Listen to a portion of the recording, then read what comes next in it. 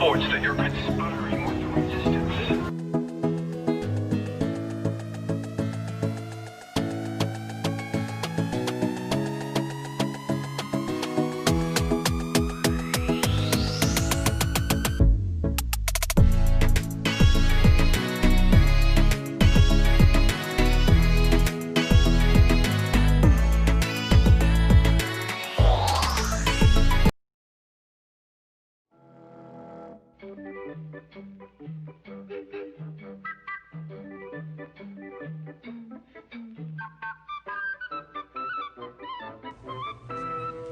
The story of Alice in Wonderland begins 3 years prior to its 1865 release when Lewis Carroll released his poem called Golden Afternoon.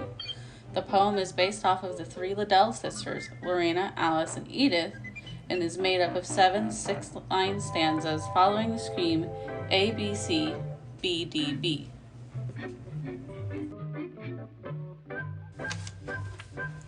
When Alice in Wonderland was first released in 1865, the story was written by Lewis Carroll and illustrated by John Tennell. Originally, it only contained Alice's adventures in Wonderland until its sequel was published in 1871.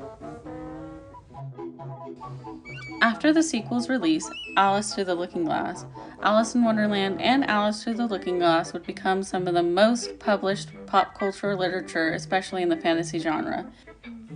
The original stories have now been translated into at least 97 languages and has had many adaptations for stage, movies, and theme parks. Alice's first appearance in the world of Disney would begin in the 1920s when Walt would start the Alice comedies, following a live-action girl and an animated cat named Julius, through their adventures in animated planes. Yes, Cheshire Cat was originally supposed to be named Julius. The voice of Alice was originally done by Virginia Davis and eventually done by Margie Gray. The project was developed by Walt Disney and Ub Iwerks and was also animated by Ub Iwerks, Roland Hamilton, Hugh Harman, and Friz Freleng. Walt's first attempt at animating Alice would begin in the 1930s, but the idea would eventually be shelved for other projects. In the early 1940s, the film would start back up, putting the 9 old men of Disney and Mary Blair to work. The movie would release in 1951 and was not initially a success, although when Walt released a 1-hour television special of the film, it became an instant overnight success. The film would eventually be re-released theatrically a couple of years later prior to the opening of Disneyland. Speaking of Disneyland, it might interest you to know that Walt always had a plan for Alice and his theme park, even in early drawings. In fact, the original attraction was something that we never got to see. It was originally planned to be a walkthrough that took you through Alice's adventures throughout the entire movie.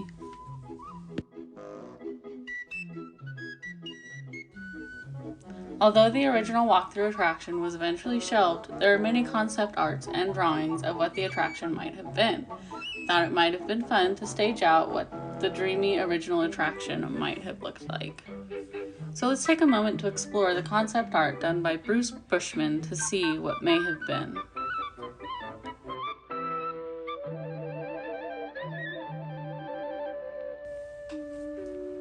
Our adventures begin sliding down a rabbit hole where we would fall down, down, down until we reached the upside down room that would lead us to the keyhole entering Wonderland.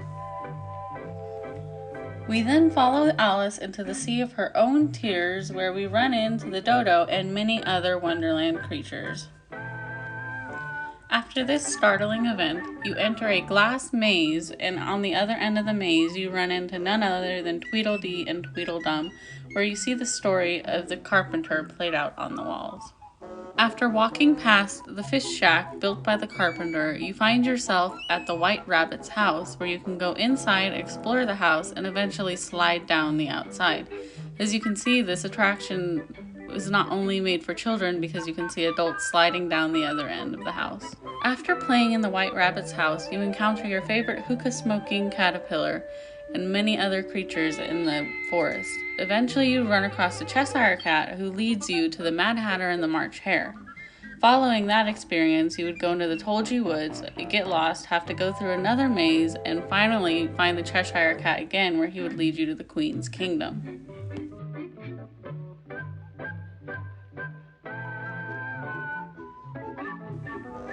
Your entry into the Queen's Kingdom led you into another maze full of the playing cards and bushes and hedges. After that, you would be led into the courtroom maze where the Queen would yell at you and tell you that she was going to cut your head off.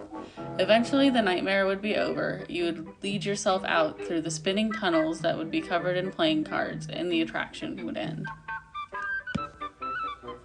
Thus concluding the walkthrough attraction that never was. However, in Paris, a walkthrough attraction was eventually created, but not to the scale that was originally planned for the opening day of Disneyland. While Walt didn't get his full-scale Alice in Wonderland attraction on opening day as he had planned, we did have an Alice in Wonderland attraction in the teacups. Originally, they were placed right behind the King Arthur's carousel until 1983 when they were moved over to the place that they are living in today. Even the original teacups design was supposed to be much more elaborate, as you can see here in this picture, with many 3D models of the Cheshire Cat, the Mad Hatter, March Hare, and our favorite hookah smoking caterpillar. The original Alice in Wonderland Dark Ride was built by Claude Coates, Ken Anderson, Mary Blair, and John Hinch. The reason that they believed the first attraction was so terrifying is because John Hinch worked on Haunted Mansion and he always wanted that to be a little bit more scary as well.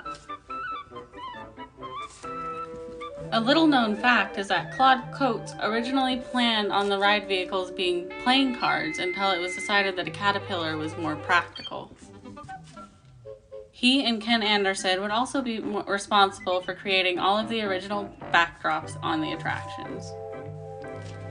The attraction would debut in June of 1958 and would be opened by Walt Disney and Shirley Temple. They would be the first to ride. Alice wasn't in the original attraction, much like the other Fantasyland rides. However, that wasn't the only major difference from the attraction that we see today. The ride was quite terrifying, and the Cheshire Cat would follow you manically around Wonderland and laugh at you in his terrifying ways. While you would start out in the upside down room like you do today, the entire rest of the ride was pretty much different. Not to mention, after being consistently terrified by the Cheshire Cat, you would be harassed by the March Hare and the Mad Hatter in a tea party where spinning teacups would spin around the attraction, almost hitting you. The attraction would eventually go down for refurb in 1983, along with the rest of Fantasyland. With the refurb of Fantasyland, in 1984, when New Fantasyland opened, we would see the Pirates of the Sea ship in the middle of Fantasyland go away, and the teacups would move to their new home next to the Alice in Wonderland attraction. New Fantasyland would open in 1984. The refurb brought the attraction's first three-dimensional animatronics. You can now spot Alice in the attraction for the first time.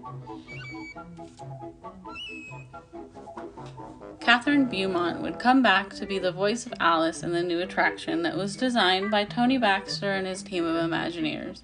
You now followed a much more light-hearted trip with Alice in Wonderland, with less terrifying Cheshire Cats and many other subtle new features. The Mad Tea Party scene would be moved to the end of the attraction, and at this particular time in Alice in Wonderland's history, the Upside Down room would be completely removed.